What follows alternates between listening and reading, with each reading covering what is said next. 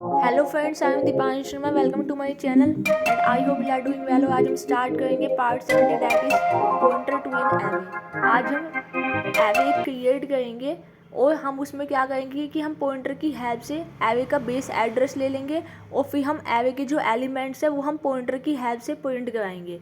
तो हमने यहाँ पे सबसे पहले हेडर फाइल को इंक्लूड कर लिया stdio.h and conio.h। stdio means standard input output and conio means console input output.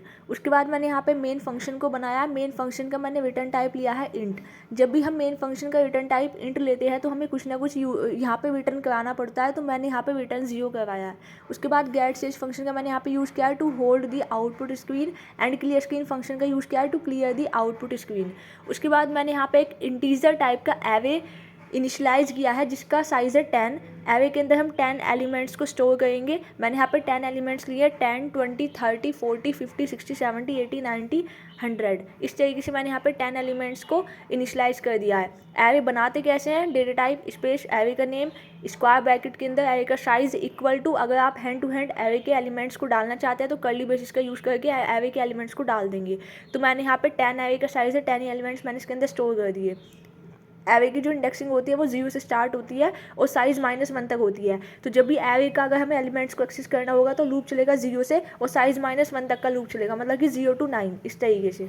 मैंने यहाँ पे एक इंटीजर टाइप का आई वेरिएबल डिक्लेयर किया है लूप को चलाने के लिए, और मैंने यहाँ पे एक इंटीजर टाइप का पॉइंटर डिक्लेरेशन किया है data type space asterisk pointer name semicolon. तो यहाँ पे मैंने पॉइंटर बनाया ptr जिसका नेम है, और मैंने ptr इक्वल टू a लिख दिया। अब ये इसका मीनिंग क्या है कि यहाँ पे जो पॉइंटर है वो पॉइंट कर रहा है बेस एड्रेस ऑफ एन एवे।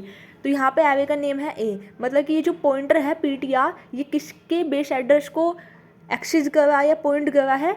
एवे के बेस एड्रेस को। अब बेस एड्रेस होते क्या है? एवे का जो भी फर्स्ट इंडेक्स होता है वो हमारा बेस एड्रेस होता है।